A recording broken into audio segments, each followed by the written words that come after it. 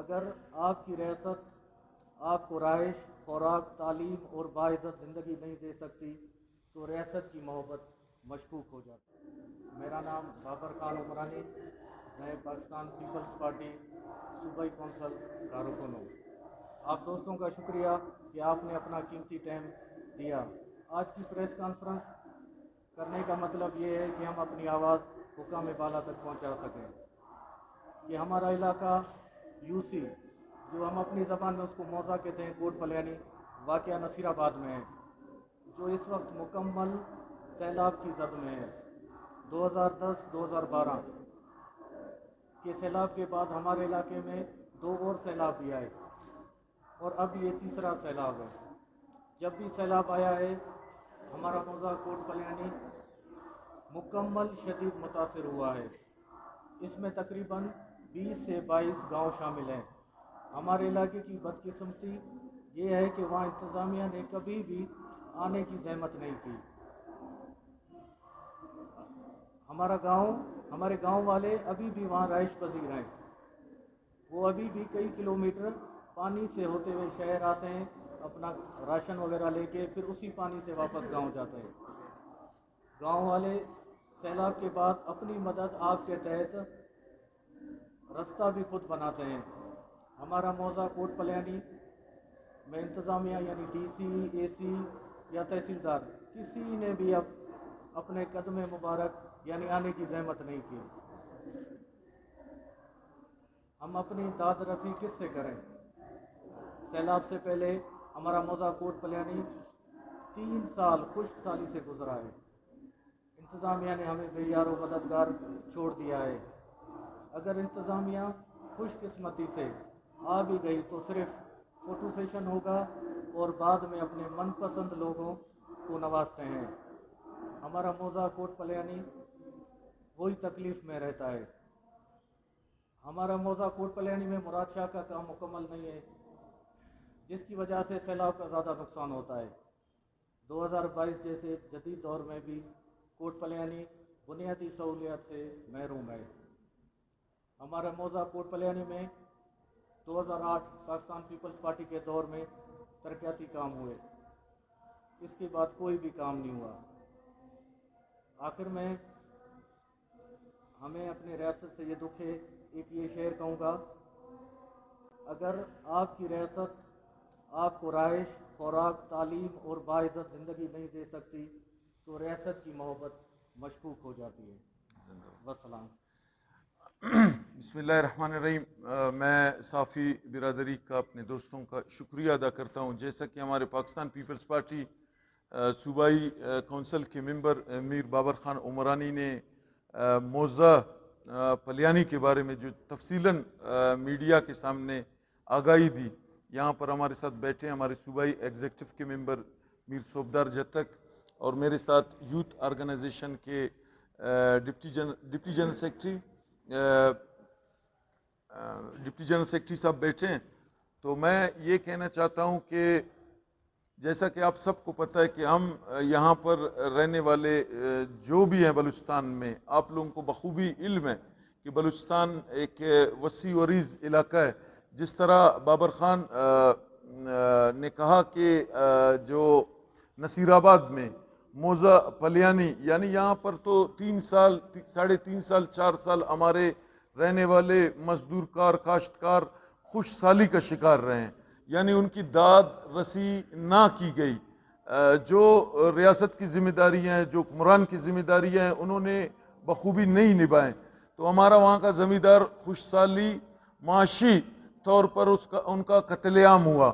اسی طرح آپ لوگوں نے دیکھا جب ہم مینجمنٹ نہیں کرتے ہیں، ہم ریاست یا اقتدار میں بیٹھے لوگ کام نہیں کرتے ہیں، جب اللہ کی طرف سے بارش یا سیلاب جیسی صورتحال پیش آتی ہے تو پھر ہمارے ہی جو غریب لوگ ہیں، کاشتکار ہے، مزدور ہے، وہ اب آپ لوگوں کو بخوبی علم ہے کہ نصیر آباد مکمل ڈوب گیا ہے۔ وہاں کا زمیندار جو ان کے مال مویشی، جو ان کے جھونپڑیاں تھیں، وہ بھی پانی بہا کر لے گیا۔ یہ لمحہ فکری ہے ہمارے لیے۔ یعنی ہم اس وقت اس پریس کانفرنس کے توسط سے ہم حکومت بلوچستان کو یہ بتانا چاہتے ہیں کہ اب اپنی ذمہ داریوں کو بخوبی انجام دینے میں اپنا کردار ادا کریں. صرف میں موضع پلیانی کا بات تو کروں گا، میں مزید بھی بتانا چاہتا ہوں. جیسا کہ آپ لوگوں کو علم ہے کہ چیئرمین بلاول بھٹو زرداری صاحب نے یہ انیشیٹو لیا ہے کہ ورکرز مختلف جہاں پر بھی جن ضلعوں سے ان کا تعلق ہے، جہاں پر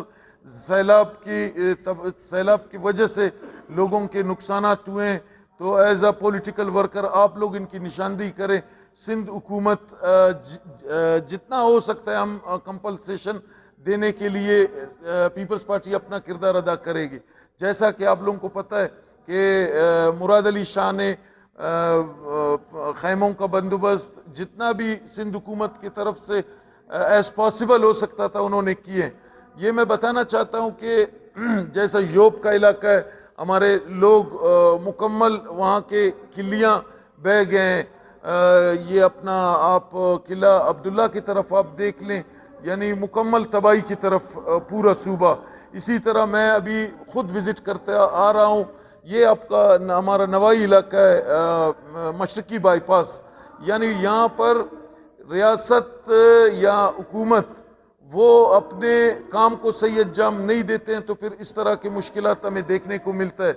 جو علاقے یعنی طغیانی یعنی کاریزات مختلف جو بارشی پانی کا جو راستے ہیں، وہاں پر ہم نے گھریں تعمیر کیے، وہاں پر ہم نے مختلف لینڈ مافیا نے وہاں پر ایک اپنا وہ کیا ہے.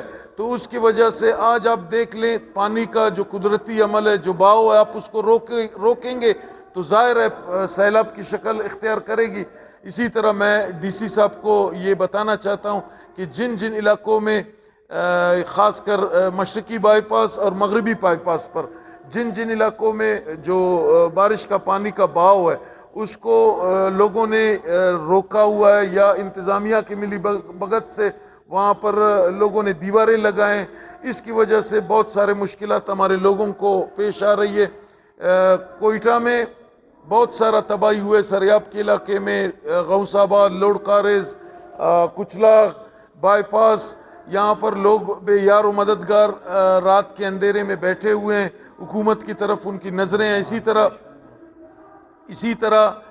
طرح آپ دیکھ لیں یہ مستنگ کی طرف آپ دیکھ لیں، نوشکے پورا آپ کا بہہ گیا ہے، چاغی پورا آپ کا بہہ گیا ہے، واشوک، ان علاقوں میں مکمل تباہی کی صورتحال ہے. آپ لسبیلا کو دیکھ لیں، لسبیلا میں تو مال مویشی، انسان، کمبے، باغات، فصلیں سب بہا کر لے گیا ہے. لیکن ہمارا جو حکومت وقت ہے وہ سوئی پڑی ہے. جب حکمرانی ایسے لوگوں پر عائد ہوتی ہے یا وہ حکمرانی آپ لوگوں کے اوپر کرتے ہیں تو پھر اس طرح کے حالات ہم کو دیکھنے پڑیں گے. میں آپ لوگوں کو گوش گزار کرنا چاہتا ہوں اپنے صافی برادری کا. لوڈ کاریز میں ایک بہت بڑا نالہ ہے جسے لوڈ کاریز کے نام سے پہچانا جاتا ہے. یہ لوڑو میں تمام یہ جو پانی کا بہاؤ ہے یہ چلا جاتا ہے لوڑو. یہاں پر کوئی 25 سال سے صفائی کا کام عمل میں نہیں لایا گیا ہے، یعنی اس کی وجہ سے بہت بڑا تباہی ہوا ہے، مزید تباہی ہو سکتا ہے.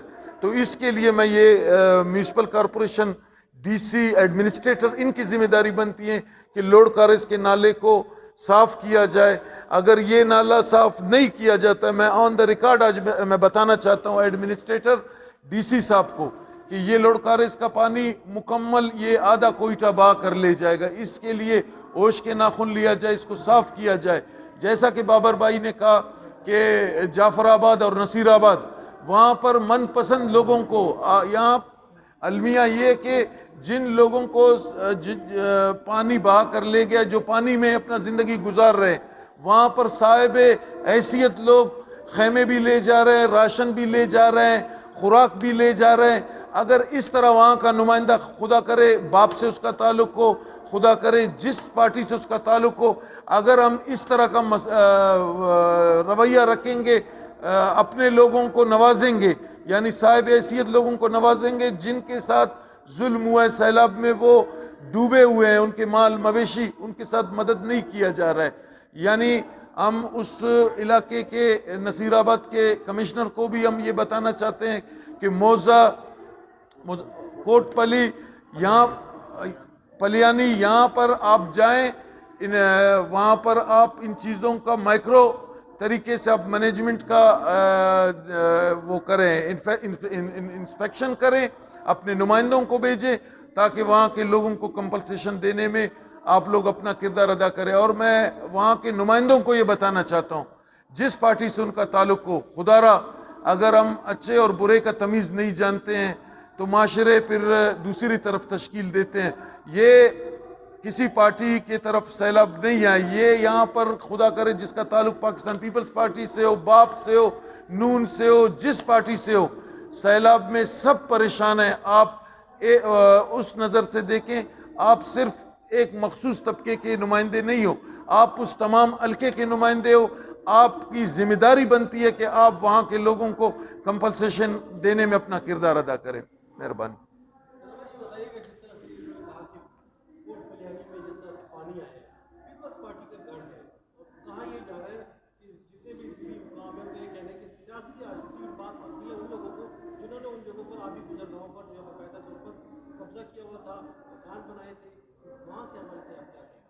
دیکھیں میں آپ کو بتاؤں, پاکستان پیپلز پارٹی جیسا کہ آپ سب صافی بھائیوں کو پتہ ہے کہ ہم اقتدار میں نہیں ہیں.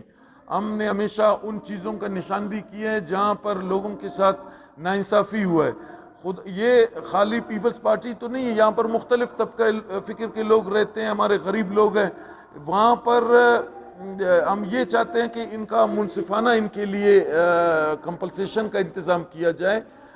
جیسا کہ آپ نے کہا, بے شک پیپلز پارٹی سے اگر کسی کا تعلق ہے, اس نے پانی کا بہاؤ روکا ہے, تو اس کو ہم سب سے پہلے ہم کھڑے ہوں گے کہ آپ ان بندوں کو ہٹائیں, پانی کا راستہ ہمیں ہموار کر کے دیں.